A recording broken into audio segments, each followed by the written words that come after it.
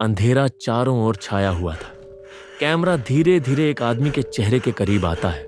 उसकी आंखें फटी की फटी हैं, सांसें तेज हैं और चेहरा पसीने से भीगा हुआ, जैसे उसने मौत को अपनी आंखों से देखा हो। उसका नाम था अमित। क्या देखा था अमित ने उस रात जो उसका चेहरा डर से जम गया? क्या सच में कुछ था वहां, या फिर कुछ ऐसा जो इंसान नहीं था? रात के करीब 10 बज रहे थे। ठंडी हवा हर ओर बह रही थी और अमित अपने घर लौट रहा था। उसका रास्ता एक पुराने कब्रिस्तान के बगल से होकर गुजरता था।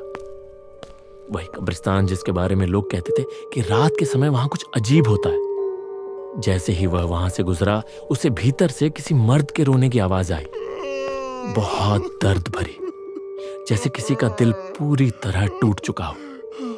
पहले तो उसने अनदेखा किया, लेकिन वो आवाज बार बार सुनाई दे रही थी। अमित का दिल घबराने लगा, लेकिन जिज्ञासा उसे खींच लाई। वह कब्रिस्तान के गेट तक गया और भीतर झांक कर देखा, पर वहां कुछ नहीं था। तभी फिर वही आवाज आई, इस बार और करीब से। अमित धीरे धीरे कब्रिस्तान के भीतर चला गया। वहां उसने एक आदमी को देखा, घुटनों के बल जमीन पर बैठा, सिर झुकाए, रोता हुआ। अमित ने धीमे से पूछा, चाचा आप ठीक है? आप अभी यहां क्यों हैं?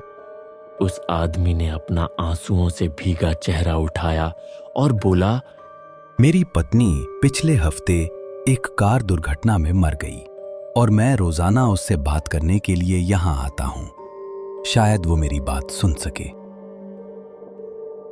अमित का दिल भर आया। उसने कहा, मुझे दुख हुआ सुन के, पर चाचा ये जगह रात में ठीक नहीं है। लोग कहते हैं ये कब्रिस्तान हॉन्टेड है। आप घर चले जाओ। वो आदमी कुछ नहीं बोला, सिर झुकाए रहा। अमित ने उसके कंधे पर हाथ रखा, कुछ देर उसके पास बैठा और फिर चला गया। अगली रात, समय था रात के 12 बजे। गली में एकदम सन्नाटा था, चारों ओर घना अंधेरा। अमित फिर से उसी रास्ते से गुजर रहा था, लेकिन इस बार फिर वही रोने की आवाज आई, और अब उसमें एक और आवाज थी, बहुत धीमी, जैसे कोई फुसफुसा रहा हो। अमित का दिल जोर जोर से धड़कने लगा। उसने सोचा, वो आदमी फिर आ गया, पर अब तक गया क्यों नहीं? क्या वो अकेला है या कुछ और भी है उसके साथ? वह फिर से कब्रिस्तान के गेट तक पहुंचा। इस बार अंधेरा कुछ ज्यादा ही गहरा था। धीरे धीरे जब उसकी आंखें अंधेरे में देखने लगीं, उसने देखा 2 लोग जमीन पर बैठे कुछ बातें कर रहे थे।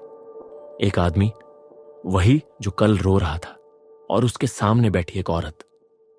लेकिन जैसे ही चांद की हल्की सी रोशनी उस औरत के चेहरे पर पड़ी, अमित की सांसें थम गईं। वो औरत जिंदा नहीं थी। उसका चेहरा आधा सड़ा हुआ, आंखें एकदम सफेद और मुंह से खून के धब्बे बह रहे थे।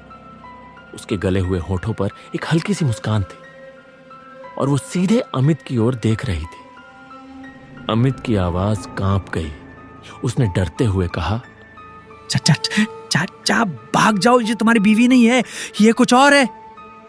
तभी उस आदमी ने, जो जमीन पर बैठा था, धीरे धीरे सिर घुमाया और अमित की रूह कांप गई। उसका चेहरा भी अब आधा सड़ चुका था। आंख की जगह एक खाली गड्ढा और गाल के नीचे से हड्डियां झलक रही थी। अमित के मुंह से चीख निकल गई। वो पीछे मुड़कर भागना चाहता था, लेकिन जैसे ही उसने कब्रिस्तान के गेट की तरफ देखा, उसका खून जम गया। गेट पर लगभग 10 लाशें खड़ी थीं। सबके चेहरे सड़े हुए, आंखें लाल और मुंह से सिर्फ एक ही बात निकली, तुम्हें जाने नहीं देंगे।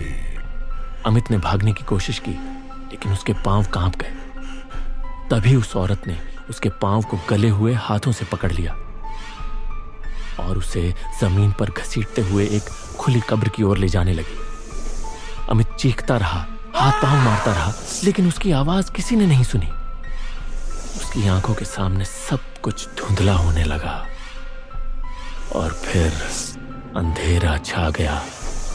अगर कभी रात के सन्नाटे में किसी कब्रिस्तान से रोने की आवाज सुनाई दे तो उसे अनसुना करना सीख लो, क्योंकि हर आवाज इंसान की नहीं होती।